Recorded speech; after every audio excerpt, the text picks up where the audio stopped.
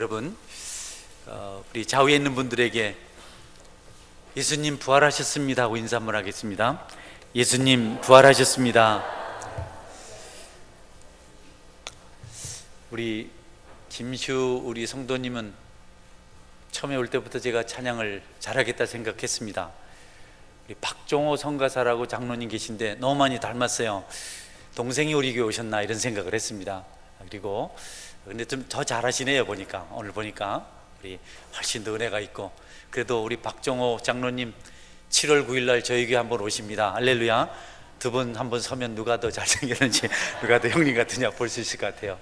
우리 세례 받은 분들을 위해서 격려 박수 한 번 더 할까요? 감사합니다. 감사합니다. 고맙습니다.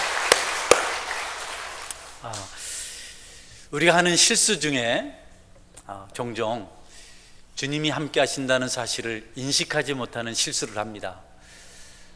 항상 주님께서 함께 하시는데 특별한 경우에만 그렇다고 생각을 할 때가 있습니다. 물론 오늘 같은 날은 주님 부활하신 날을 기념하는 날이고, 또 우리가 예배 자리에 있고 또 세례의 기쁨과 감동을 경험하는 시간이라서 주님 함께 하시는 것에 대한 의심이 전혀 없을 수 있겠습니다만은, 주님은 한 번도 우리를 떠나신 적이 없었고 늘 우리가 동행하심에도 불구하고 우리가 그 부분에 대해서 확신하지 못하고 염려하고 걱정하고 근심하는 경우가 참 많습니다. 마치 주님이 없는 사람들처럼, 하나님을 모르는 사람들처럼 불신자와 진비 없는 삶을 살아갈 때가 참 많습니다. 그러나 이런 현상은 우리에게만 있는 것이 아니고 믿음의 용사들, 믿음의 선진들에게도 있던 것을 볼 수가 있습니다. 어느 날 하나님께서 아브라함의 장막을 방문하셨어요. 아브라함은 전혀 하나님이라고 생각을 하지 않습니다. 그냥 나그네라고 생각해서 피곤해 지친 나그네를 대접합니다. 떡을 만들고 또 송아지를 잡아서 그렇게 대접을 합니다. 믿질 않습니다. 전혀 그 생각을 하지 않습니다. 그래서 하나님께서 아브라함의 가정을 축복하시죠. 명년 이맘때, 내년 이맘때 아들을 얻을 것이다. 믿질 않아요. 사라는 웃습니다. 아니 내 남편이 지금 99이고 나도 89인데 무슨 그런 말씀을 하시나. 믿질 않습니다. 하나님이 어떤 자기들이 생각하는 특별한 모습으로 방문할 것이라고 생각했지, 일상 속에서 함께 하시는 분이라는 생각을 하지 않았기 때문입니다.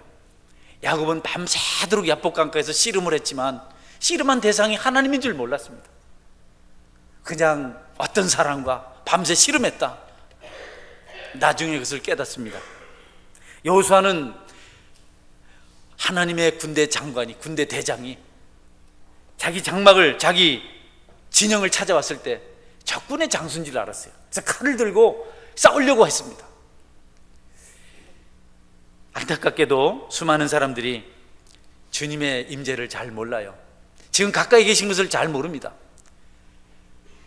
풍랑을 만나서 제자들이 배 위에서 고통을 당하고 있을 때 주님께서는 풍랑 한가운데 서 있었습니다. 언제나 그렇죠. 우리가 고통당하는 것 이상으로 주님은 고통을 당하시고, 우리가 슬퍼하는 것 이상으로 주님은 슬퍼하십니다.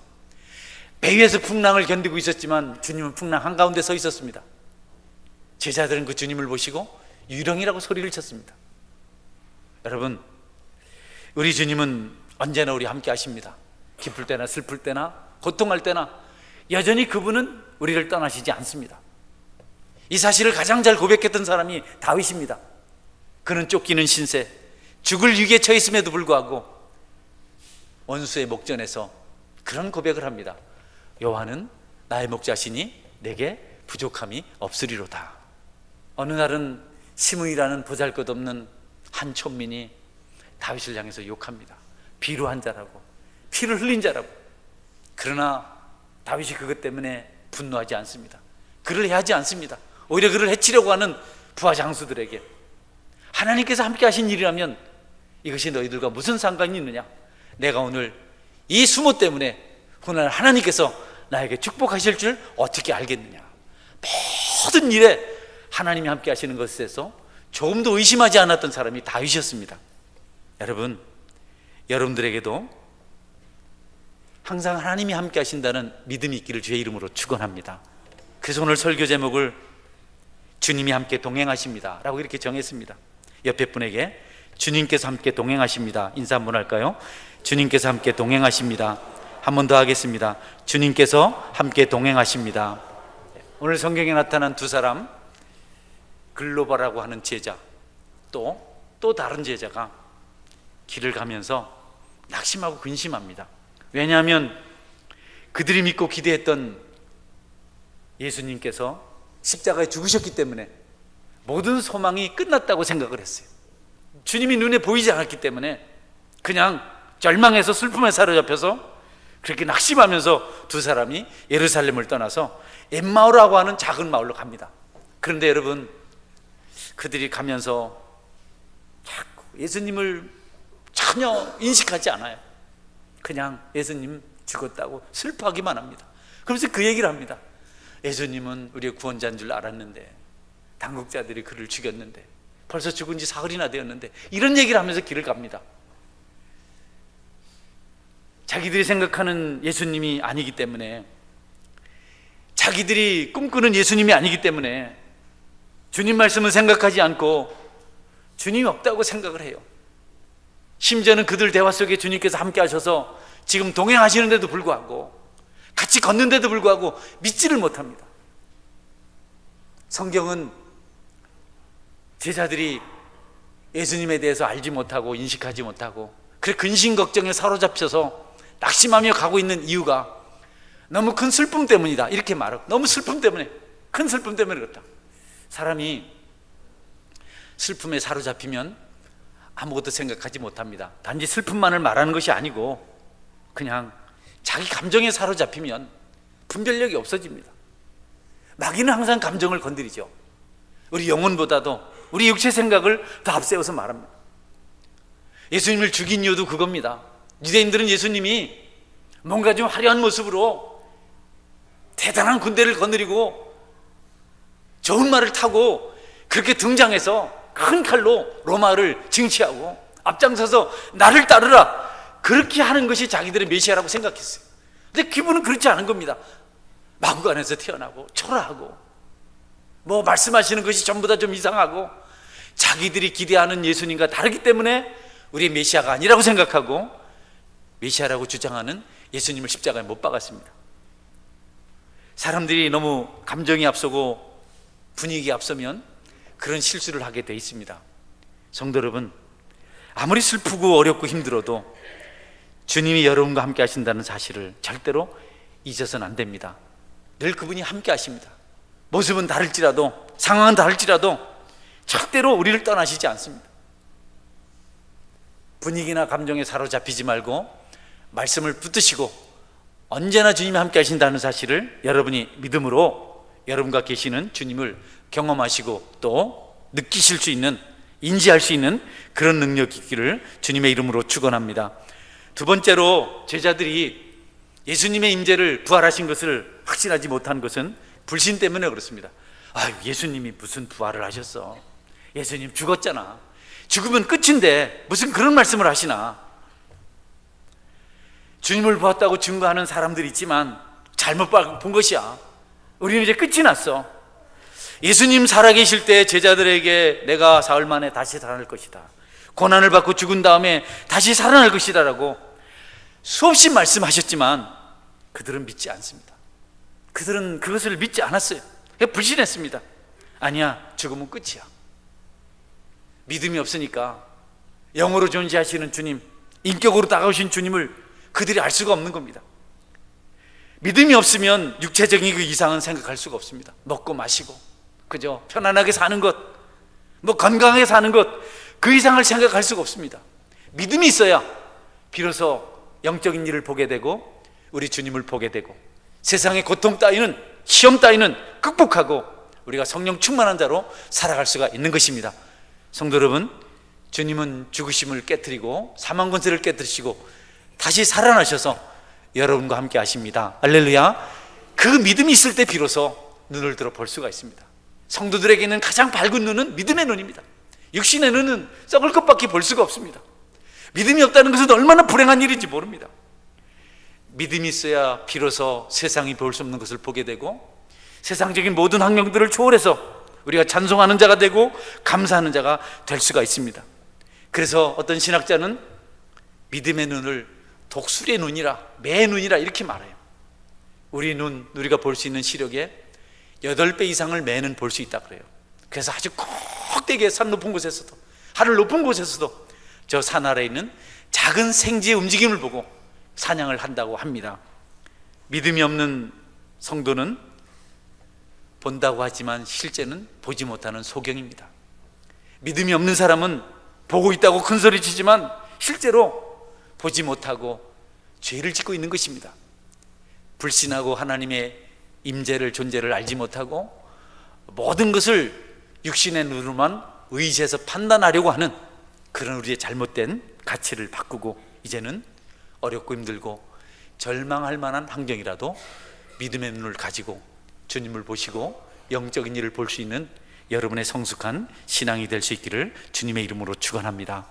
이 제자들에게서 단지 실수만을 보자는 것은 아닙니다.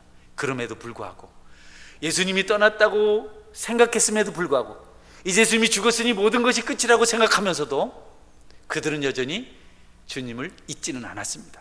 여러분, 아주 그 미묘한, 아주 델리케이트한 부분입니다. 아니라고 하면서도 그들이 길 걸어가면서 그들의 대화의 주제가 예수님인 것을 우리가 성경을 통해서 볼 수가 있습니다. 시골로 걸어가면서 그들이 예수님에 대해서 말합니다. 여러분, 그때 예수님께서 나타나셔서 그들과 대화하십니다.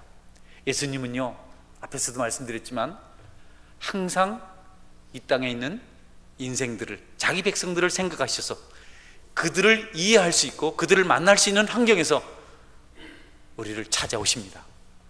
나그네 길을 떠나는 여행객으로 가는 두 제자에게 예수님은 여행자로 찾아오셨습니다. 그리고 짐짓 그들 속에 섞이셔서 그들에게 질문을 하십니다. 너희들이 길 가면서 주고받는 이야기가 무엇이냐? 아주 중요해요. 여러분, 그때 주고받는 이야기가 곤란한 이야기였으면 어쩌겠습니까? 그저 흉이나 보고 그저 농담이나 하고 쓸모없는 이야기나 하면서 걸어갔더라면 주님께서 질문할 때 뭐라고 대답하겠습니까?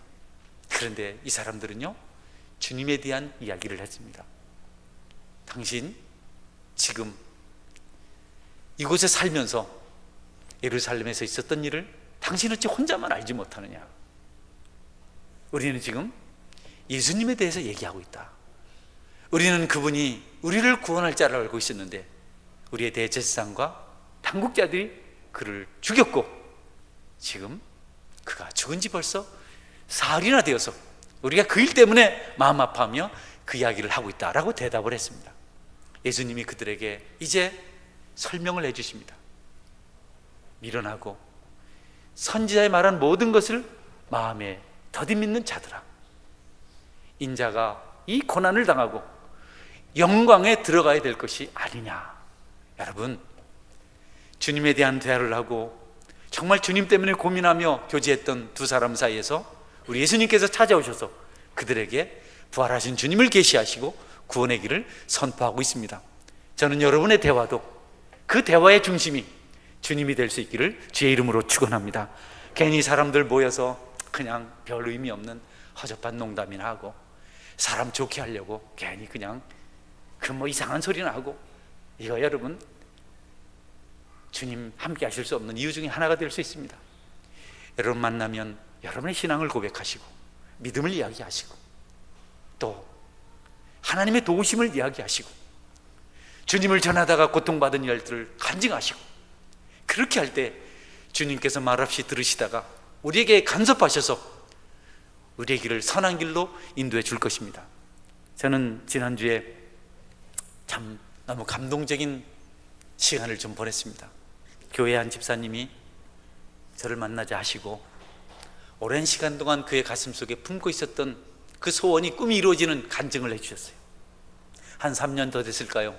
늘 저한테 주일 오후에 아이들을 좀 모았으면 좋겠습니다. 멀리서 오는 아이들도 있는데 아이들 오해할 수 없을까요? 부끄럽게도 저는 그 자매의 소원을 그냥 흘려버렸습니다. 요새 오후 예배 하는 데가 있나 이런 생각했어요. 모이겠나 이런 생각했어요. 3년이 지났어요. 여러분, 30명 40명 넘는 아이들이 모여서 오후에 예배를 드립니다. 좋다고 감사하다고 앞으로 이렇게 할 거라고. 그 일 함께 동참하기로 한 구역이 헌신하고 거기 10여 명이 넘는 사람들이 봉사하기 시작했습니다. 여러분, 이런 가치 있는 대화를 나눌 수 있는 여러분의 신앙 여정이 될 수 있기를 바랍니다. 만나서 그냥 얼마 뭐 맛있니? 어디 가면 좋으니? 뭘 먹었니? 한잔 했니? 두잔 했니? 1,000만 원 썼니? 이러는 게 하지 말고, 주님이 나를 사랑하십니다. 나를 도우셨습니다. 나 오늘 세례 받았습니다. 세례 받는 동기 때문에, 찬양 때문에 은혜 받았습니다. 이런 간증하시길 바랍니다. 할렐루야. 그런 우리 신앙이 그렇게 돼야 삶이 재미있죠.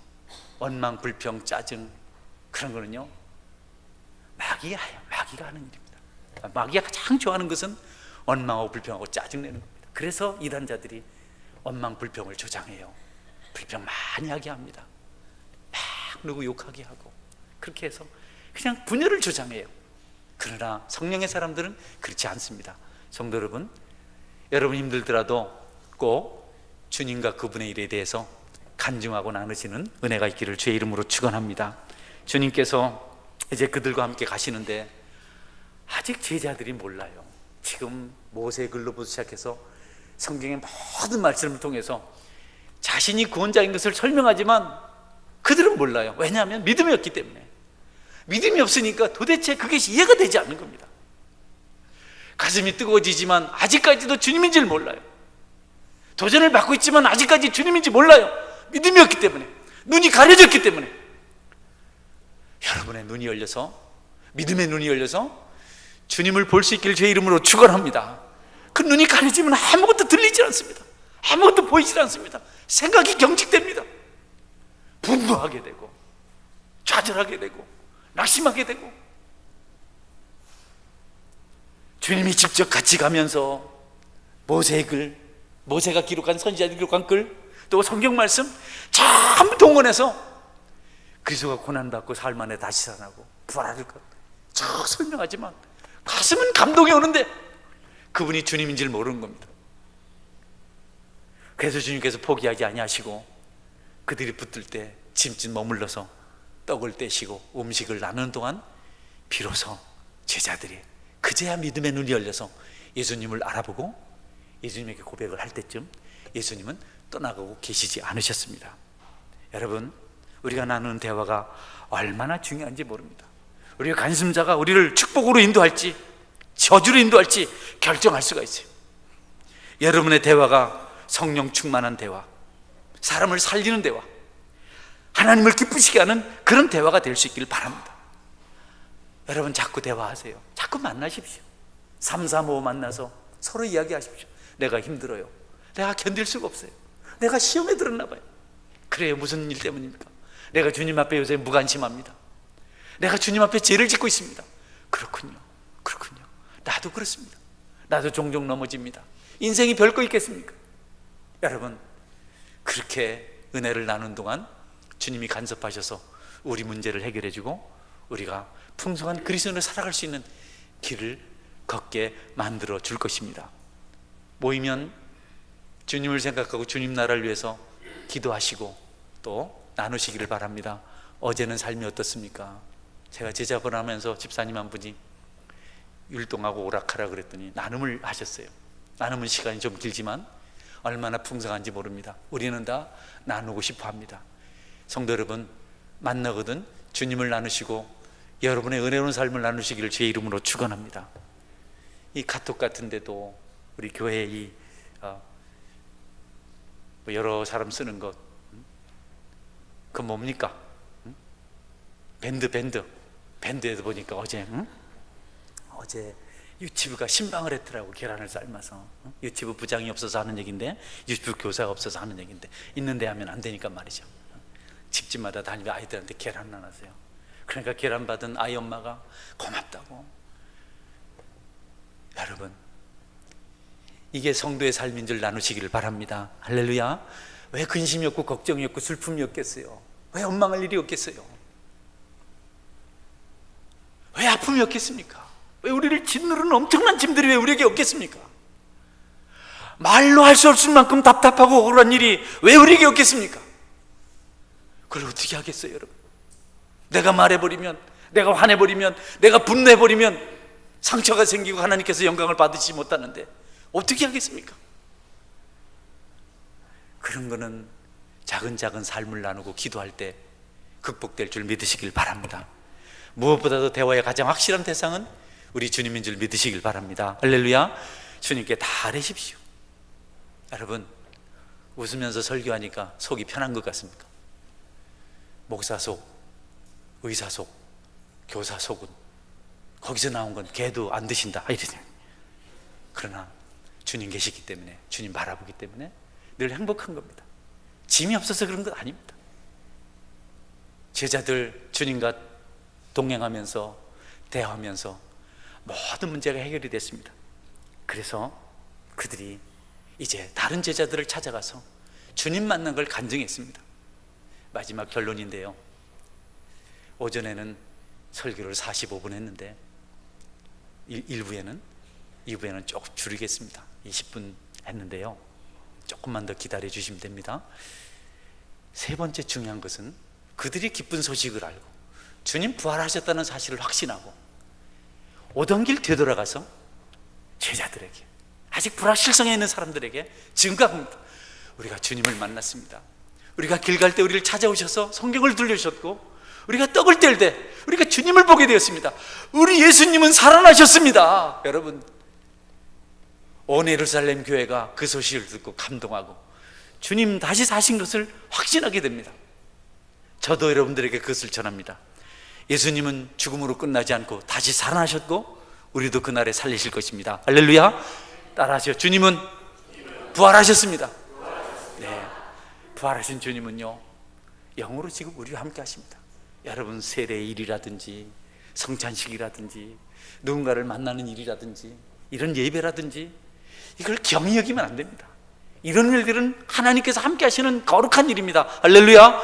이런 때 기대해야 됩니다. 주님이 계셔요. 함께 하세요. 만지십니다. 우리의 질병을 고치실 수 있고 우리의 마음의 상처를 싸매줄 수 있고, 두세 사람만 모여도 함께 하시는 그분께서 이런 공동체 모임에 반드시 임재하셔서 일하시기를 원하십니다. 여러분이 그분의 존재를 믿고 인식하고 고백할 때 그분이 주시는 모든 좋은 것들이 여러분에게 임할 줄 믿으시기를 바랍니다. 질병 떠나가고요, 문제 해결되고요, 막힌 담이 무너지는 역사가 반드시 일어납니다. 할렐루야. 여러분은 용광록 속에 벌받아 들어간 사드락 메삭 아벳노 이야기 알 겁니다. 불에 다 죽어야 됩니다. 평소보다 뜨겁기가 7배나 돼서 이 세 사람을 용광로에 던진 군사들이 다 죽었습니다. 용광로 들어가지도 않았는데, 그런데 그들이 용광로 속에 뜨거운 불 속에 들어갔을 때 거기 주님도 함께 계셨습니다. 할렐루야. 불타지 않았어요. 세 사람 던졌는데 왜 네 사람이 있느냐. 얼마나 놀랍습니까? 우리 주님요, 우리와 함께 하시려고 하늘 보좌 버리고 이 땅에 오셨습니다. 2000년 전에 죄인들을 구하시려고 이 땅에 오셔서 지금까지 함께 하시고 앞으로도 영원히 함께 하십니다. 십자가의 강도 한 사람을 구원하시려고 우리 주님도 십자가에 달리셨습니다. 그날 2명 강도 중에 하나가 주님을 믿었습니다.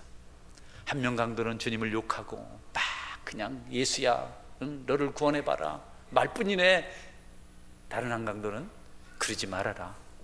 내가 보니까 이분이 하신 일 중에 잘못된 건 하나도 없다. 너하고 나는 이렇게 고통받다 죽는 것이 마땅하지만 이분은 그게 아니다.